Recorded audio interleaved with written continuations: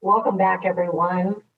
I am Sarah Wyant. I'm pleased to be one of your moderators today, representing the AgriPulse team. I don't know about you, but I've really been enjoying the session so far, and we've got more to go. So please hang with us, and we're going to launch our next speaker. We're delighted to have the Deputy Secretary of Agriculture, Dr. Jewel Brana, with us for our next set of comments. I know many of you may have seen her in previous engagements.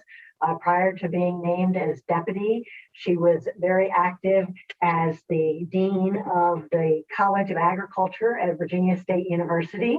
She also served as state executive director for the Farm Service Agency in Virginia and commissioner of the Virginia Department of Agriculture and Consumer Service. So I'm delighted that you're with us today, Madam Deputy, and welcome to our program. Thank you very much, and thank you for the opportunity to participate in the forum today. As Deputy Secretary of USDA, I've recently had the honor of representing the United States at the UN Food Systems Pre-Summit Ministerial in Rome in mid-July.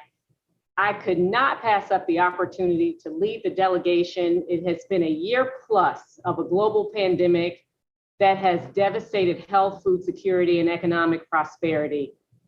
Significant climate change is affecting every corner of the earth, and we just witness over and over the effects of conflict and deepening food insecurity. It is time for concerted collaborative action, and we must act with urgency. Through the UN Food Systems Summit, we've had an opportunity to collectively refocus the world's attention on ending hunger and poverty and building more sustainable, equitable, and resilient food systems.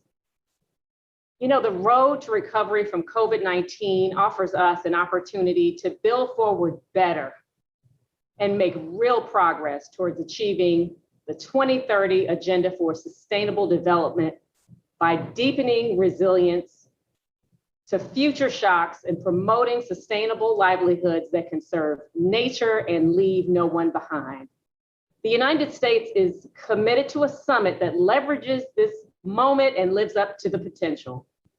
Leading up to the summit, we have been working with other countries and delegates in Rome to build coalitions and consensus around shared priorities. For the United States, these priorities include hunger and nutrition. We all recognize that global food insecurity was at unacceptable levels even before the pandemic, which is why the United States is committed to a food system summit that puts addressing hunger, poverty, and malnutrition and their causes at the center of discussion for global action. I've been proud to highlight that our international colleagues all over the world, and to our international colleagues, that the United States is the largest provider of international agricultural, economic development, and humanitarian food assistance, including assistance for school meals. From experience, we know that school feeding programs are one key to reducing hunger, increasing educational opportunities, and promoting gender equity worldwide. That's why the United States, led by USDA, is joining and promoting the Global School Meals Coalition. The coalition will formally launch at the summit in September with an ambitious goal of expanding school feeding programs to make nutritious meals available for all children by 2030. Another priority is climate change. And for the United States and many other countries, it means strategic investments in agricultural innovation, research, and development. Such investments are critical for accelerating progress on climate goals and all the sustainable development goals. At the pre-summit, we were hard at work encouraging other countries to join us in the Agricultural Innovation Mission for Climate, which the United States is preparing to launch in partnership with the United Arab Emirates at the COP26 in November. AIM for Climate has the goal of increasing and accelerating global innovation, research and development in agriculture and food systems in support of climate action. AIM for Climate was announced at President Biden's Leaders Summit on Climate earlier this year with support from Australia, Brazil, Denmark, Israel, Singapore, Uruguay, and the endorsement of the United Kingdom's COP26 presidency. At the pre-summit, we were pleased to continue advancing the initiative towards launch by announcing additional support for AIM for Climate from Burkina Faso, Colombia, Ghana, Honduras, Hungary, the Republic of Korea, Mexico, Philippines, Ukraine, and Vietnam. The United States looks forward to engaging our partner nations in this work, and we encourage all to join us on this journey as we create this historic, one-of-a-kind initiative. Another key action to advance progress on our climate goals and many of the Sustainable Development Goals is reducing food loss and waste. In fact, it is difficult to see how we could achieve meaningful transformation to more sustainable food systems without reducing food loss and waste. That is why the United States strongly supports the creation of a Food is Never Waste coalition and looks forward to joining with the Solution Cluster leadership and the early partner countries of Brazil, Indonesia, and Italy to build a coalition for launch at the summit. US support for this coalition is in line with our commitment to not only reduce food loss and waste domestically, but to support capacity building efforts that will help achieve this goal internationally as well. And finally, another key priority is inclusion and equity. Within the US government, we are aligning our efforts to deliver improved nutrition for the most vulnerable, empower youth and women for greater inclusivity, and step up investments in agricultural innovation and rural infrastructure to significantly improve the sustainability and resilience of food systems.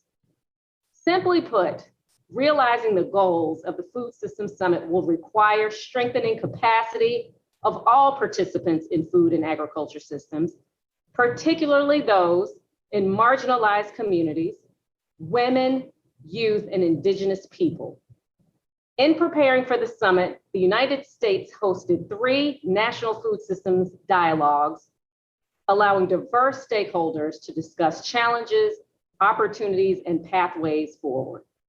I was able to present some of the results of these dialogues at the pre-summit and look forward to continuing and expanding these critical conversations both at home and worldwide.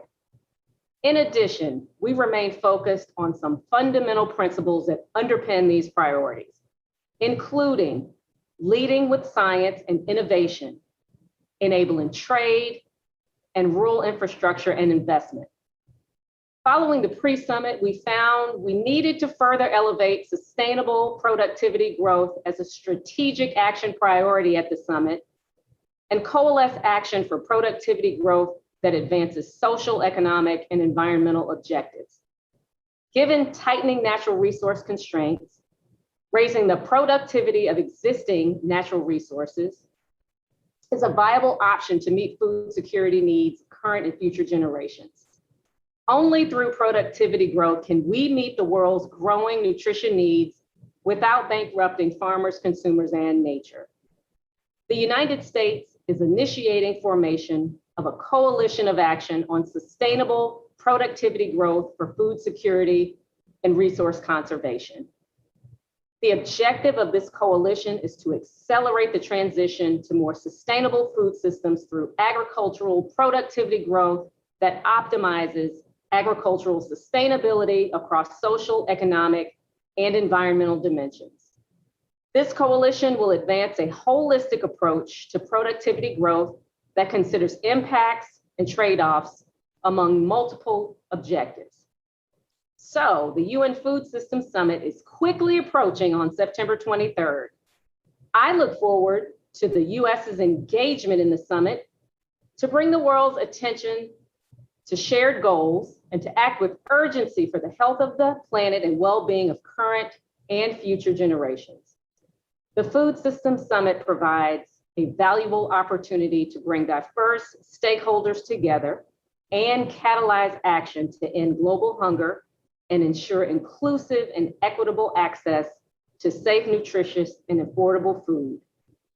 The United States is committed to leveraging the power of well-functioning markets at the local and international levels to bolster food security and sustainable food systems by expanding income opportunities, stabilizing food supply, reducing and stabilizing food prices, reducing food loss and waste, and improving dietary diversity and nutrition.